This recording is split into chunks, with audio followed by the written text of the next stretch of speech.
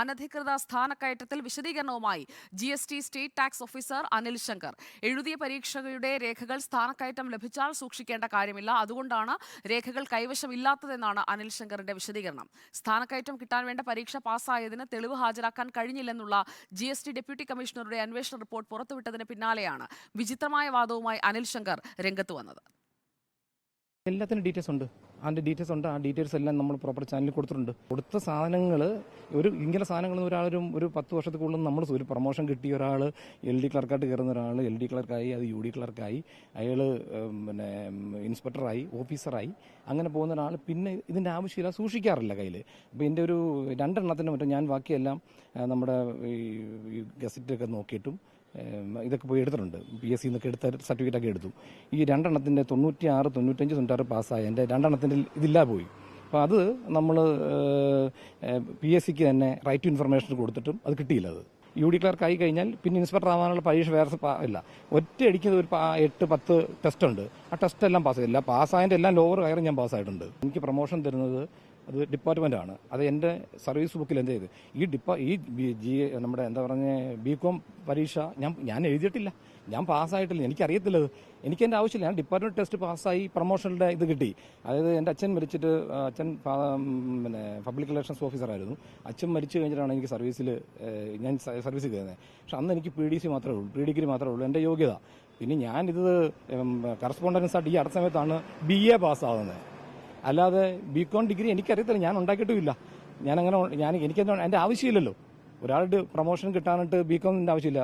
SLC മതി ഒരാൾക്ക് സർവീസിൽ കയറാനായിട്ട്. പിന്നെ ഡിപ്പാർട്ട്മെന്റ് ടെസ്റ്റ് എഴുതിയാൽ പിന്നെ ആരെങ്കിലും BComന് പോകുമോ? ഞാൻ കൊടുത്തിട്ടില്ലേ അറ്റസ്റ്റ് ചെയ്യാൻ പറ്റൂ. ഞാൻ കൊടുത്തിട്ടില്ല ഈ സാധനം, ഞാൻ കൊടുത്തിട്ടില്ല, എനിക്ക് അറിയത്തില്ല അതിനെക്കുറിച്ച് ഒരു അറിയില്ല. ഇത് 2020 ഒരു ഇത് വരിക.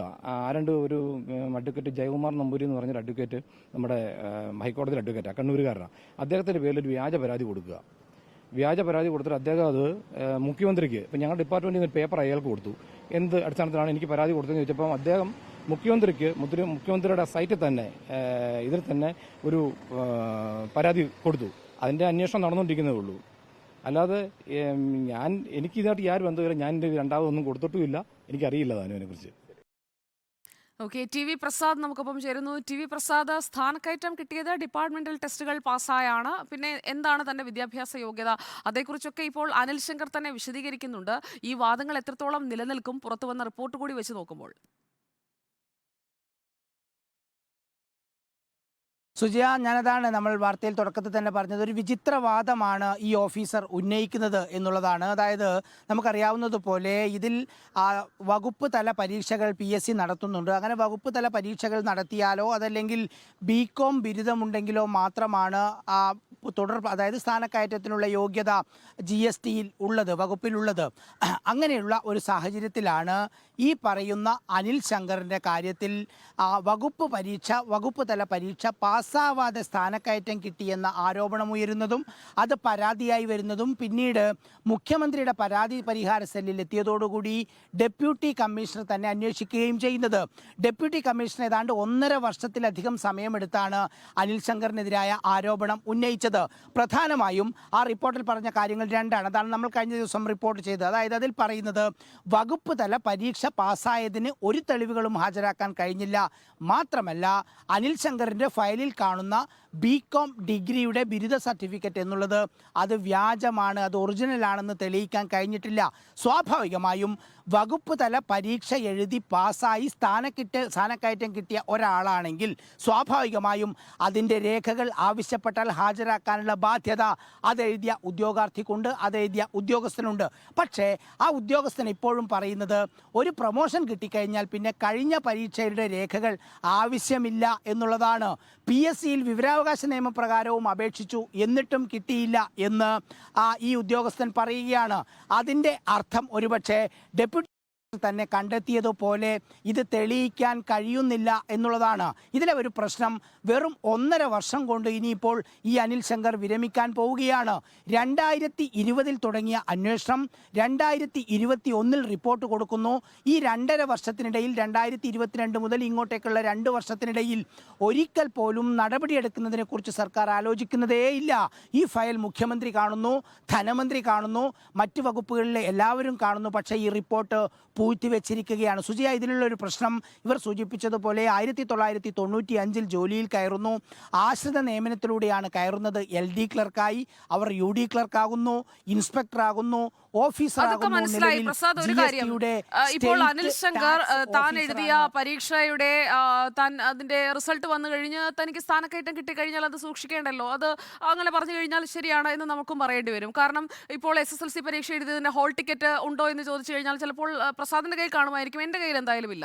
പക്ഷേ ആ വകുപ്പിന്റെ കയ്യിൽ അത് ഉണ്ടാകണമല്ലോ. ഏതൊക്കെ പരീക്ഷകളിലൂടെയാണ് സ്ഥാനക്കയറ്റം കിട്ടിയത്, എങ്ങനെയാണ് ഇദ്ദേഹം പടിപടിയായി ഉയർത്തി ഈ ഒരു പദവിയിലേക്ക് എത്തിയത്, ആ വകുപ്പ് വിശദീകരിക്കേണ്ടതല്ലേ. എങ്ങനെയാണ്, ഏതൊക്കെ പരീക്ഷകളിലൂടെയാണ് ഈ സ്ഥാനക്കയറ്റത്തിലേക്ക് എത്തിയത്? വിദ്യാഭ്യാസ യോഗ്യത അദ്ദേഹം ക്ലെയിം ചെയ്യുന്നത് പോലെ SSLC മാത്രം മതിയോ ഇങ്ങനെ ഡിപ്പാർട്ട്മെന്റൽ ടെസ്റ്റുകൾ എഴുതി മുകളിലേക്ക് പോകുന്നതിന്? ഒരു പദവിയിൽ എത്തുമ്പോൾ അതിന് വേണ്ട ബേസിക് ക്വാളിഫിക്കേഷൻ എന്താണ്? അതേക്കുറിച്ച് വകുപ്പ് ഏതെങ്കിലും തരത്തിൽ എന്തെങ്കിലും പറയുന്നുണ്ടോ പ്രസാദ്? സുജിയ, ഇതിലൊരു പ്രധാനപ്പെട്ട പ്രശ്നം വകുപ്പിന് ഇത് കണ്ടെത്താൻ പറ്റാത്തത് കൊണ്ടാണ് ഒരു പരാതി വന്നപ്പോൾ ഇതിനെക്കുറിച്ച് അന്വേഷിച്ചത് എന്നുള്ളതാണ്. ഇത്തരം പരീക്ഷകൾ കഴിഞ്ഞാൽ സ്വാഭാവികമായും അത് ഗസറ്റിൽ പ്രസിദ്ധീകരിച്ച് അത്തരം നടപടികളിലേക്കെല്ലാം കടക്കും. വകുപ്പിന് അന്വേഷിച്ച് ഇങ്ങനെ ഒരു പരീക്ഷ പാസ്സായതിൻ്റെ രേഖകൾ കണ്ടെത്താൻ കഴിയാത്തത് കൊണ്ടാണ് ഡെപ്യൂട്ടി കമ്മീഷണർ തന്നെ വിശദമായി ഇതിനെക്കുറിച്ച് അന്വേഷിക്കുകയും പിന്നീട് രേഖകൾ ഹാജരാക്കണമെന്ന് ആവശ്യപ്പെടുകയും ചെയ്തത്.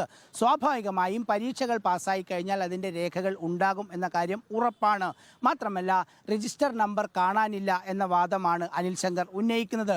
അങ്ങനെയെങ്കിൽ അന്ന് പരീക്ഷ പാസ്സായതിൻ്റെ മറ്റ് തെളിവുകൾ എവിടെ, ഗസറ്റ് എവിടെ എന്ന ചോദ്യമാണ് ഉയരുന്നത്. അങ്ങനെ ഗസറ്റിൽ ഇല്ലാത്തത് കൊണ്ടാണ് ഇങ്ങനൊരു അന്വേഷണം നടന്നതും ഇത്ര ഗൗരവമുള്ള ഒരു റിപ്പോർട്ട് ഉണ്ടായതും.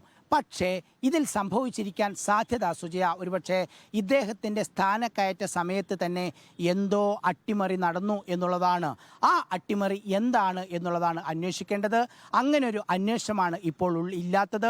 ഡെപ്യൂട്ടി കമ്മീഷണർ 1.5 വർഷമെടുത്ത് അവർക്ക് കണ്ടെത്താൻ കഴിയാത്ത പരീക്ഷ പാസ്സായി എന്ന കാര്യം ഇതുവരെയും മറ്റ് തലത്തിലേക്ക് ഒരു നടപടിയായിട്ട് പോകാനോ കൂടുതൽ അന്വേഷണത്തിലേക്ക് പോകാനോ വിജിലൻസ് കേസ് രജിസ്റ്റർ ചെയ്യാനോ സർക്കാർ തയ്യാറായിട്ടില്ല. അത് ദുരൂഹമായി തന്നെ ഇപ്പോഴും തുടരുകയും ചെയ്യുന്നു. ഇക്കാര്യത്തിൽ കൂടുതൽ പ്രതികരണങ്ങളിലേക്ക് നമുക്ക് പോകണം. ഈ വാർത്തയിൽ എല്ലാത്തിനും മതിയായ തെളിവുണ്ടെന്നാണ് അനിൽ ശങ്കർ ഇപ്പോഴും ക്ലെയിം ചെയ്യുന്നത്. അപ്പോൾ പിന്നെ ആ തെളിവുകൾ ഏതാണ് എന്നത് കൂടി നമുക്ക് പുറത്തു കൊണ്ടുവരാം പ്രസാദ്, അങ്ങനെയല്ലേ? ഉറപ്പായിട്ടും സുജി, അതായത് ഇതിൽ ഒരുപാട് നമുക്ക് ഇനിയും കാര്യങ്ങൾ അന്വേഷിക്കാനുണ്ട്. നമ്മൾ അന്വേഷിക്കുന്നുണ്ട്, കൂടുതൽ വിവരങ്ങൾ പുറത്തു വരും. ഒരു കാര്യം ഉറപ്പാണ്, അനിൽ ശങ്കറിന് സ്ഥാനക്കയറ്റം കിട്ടാൻ വേണ്ട യോഗ്യത വരുന്ന ഈ വകുപ്പ് തല പരീക്ഷ അദ്ദേഹം പാസ്സായതായിട്ടുള്ള ഒരു രേഖകളും നിലവിൽ കേരളത്തിലെ ഒരു സംവിധാനത്തിലും കാണാനില്ല. ഗസറ്റ് പരിശോധിച്ചു, മറ്റു കാര്യങ്ങൾ പരിശോധിച്ചു. അതുകൊണ്ടാണല്ലോ ഞാൻ നേരത്തെ പറഞ്ഞതുപോലെ 1.5 വർഷത്തിലധികം സമയമെടുത്ത് ഡെപ്യൂട്ടി കമ്മീഷണർ അന്വേഷിച്ചിട്ട് പോലും ഈ മതിയായ രേഖകളുണ്ടെന്ന് തെളിയിക്കാൻ കഴിഞ്ഞിട്ടില്ല എന്ന് റിപ്പോർട്ട് കൊടുത്തതും ആ റിപ്പോർട്ട് പിന്നീട് നടപടിക്കായി മുകളിലേക്ക് പോയതും ഇപ്പോഴും സർക്കാരിൻ്റെ പരിഗണനയിൽ ആ റിപ്പോർട്ട് ഇരിക്കുന്നതും. നമുക്ക് വരും ദിവസങ്ങളിൽ ഇത് തുടർന്ന് അന്വേഷിക്കണം, ഇതിൻ്റെ പിന്നാലെ പോകണം, എന്താണ് സംഭവിച്ചതെന്നറിയണം. തീർച്ചയായിട്ടും ദുരൂഹമായ ഒരു ഇടപെടൽ ഇതിൽ നടന്നിട്ടുണ്ട് എന്ന കാര്യം വ്യക്തവുമാണ്. Okay, thank you. TV പ്രസാദാണ് ഈ വാർത്തയുടെ പിന്നിലുള്ള കളികൾ, അതെന്തൊക്കെയാണ് ഈ വാർത്തയിലേക്ക് നമ്മൾ എത്തുന്നത്, ഈ ഒരു സംഭവം എങ്ങനെയാണ് നടന്നിട്ടുണ്ടാവുക എന്ന ഒരു കൗതുകം അത് ഇപ്പോൾ പ്രേക്ഷകർക്ക് ഉണ്ടായിട്ടുണ്ടാകുമല്ലോ. അതായത് പരീക്ഷ എഴുതിയതിൻ്റെ രജിസ്റ്റർ നമ്പർ അറിയില്ല, രജിസ്റ്റർ നമ്പർ ഉള്ള കാര്യങ്ങൾ കാണാതെ പോകുന്നു, പരീക്ഷാ ഫലം അത് പ്രസിദ്ധീകരിച്ച അതായി ഒരിടത്തും കാണാനും കഴിയുന്നില്ല. അപ്പോൾ യഥാർത്ഥത്തിൽ അങ്ങനെ ഒരു പരീക്ഷ നടത്തിയോ, അതോ പരീക്ഷയൊന്നും എഴുതാതെ പിൻവാതിൽ നിയമനം എന്നൊക്കെ നമ്മൾ പറയുന്ന രീതിയിൽ ഒരാളെ പടിപടിയായി അങ്ങ് കയറ്റിവിട്ടത് ആരാണ് എന്നത് കൂടി അറിയേണ്ടതുണ്ട്. ഇക്കാര്യത്തിൽ തുടർ വാർത്തകൾക്കായി പ്രേക്ഷകർ റിപ്പോർട്ടറിനൊപ്പം തുടരുക. ഒരുപാട് പേരുടെ സന്ദേശങ്ങൾ